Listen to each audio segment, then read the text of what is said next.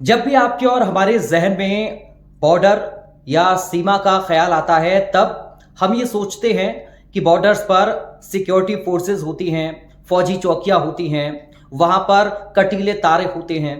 लेकिन क्या आप ये सोच सकते हैं कि दो देशों का ऐसा बॉर्डर जहां पर सीमाएं सिर्फ जमीन और खेतों को नहीं बल्कि घरों को भी आपस में बांट देती हैं।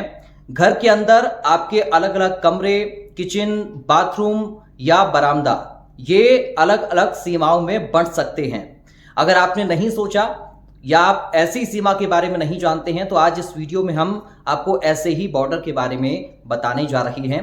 बने रहिए आखिर तक हमारे साथ। तो देखिए, नीदरलैंड्स के वार्ले नासाउ और बेल्जियम के वार्ले हर्टोग कस्बों की फैली सीमाएं इतनी उलझी हुई हैं कि कई घरों में किचन एक देश में है तो बेडरूम दूसरे देश में होता है।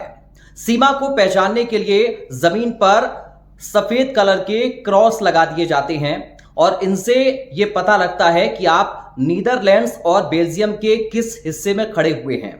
और यह सीमा 12वीं शताब्दी के जमीनों के सौदों और 1843 की अंतरराष्ट्रीय जो संधि बनी उसके मुताबिक हैं।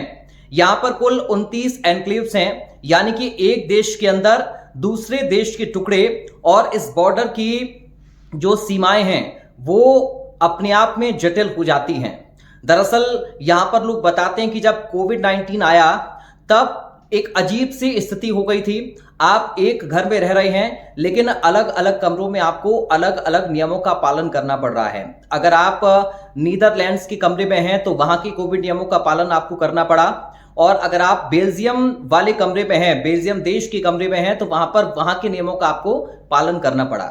हालांकि इस तरह की जब स्थिति बनी तो ये हास्यास्पद भी थी और सोशल मीडिया पर जमकर इसकी चर्चा भी हो रही थी। लेकिन ये कहानी असल है।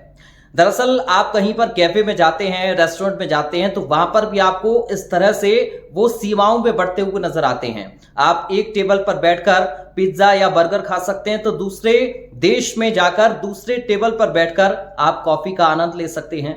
जी हां, ये सच्चाई है। और एक ही घर में आप दो देशों में रहते हैं।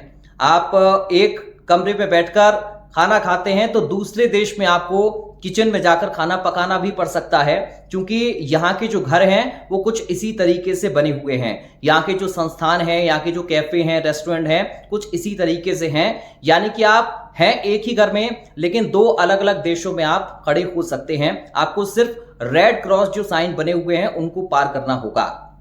अब ये सीमा क्या आपके जहन में थी, या फिर इस तरह की सीमा को लेकर, इस तरह के बॉर्डर को लेकर आपकी राय क्या है? आप क्या सोचते हैं और ये कहानी आपको कैसी लगी?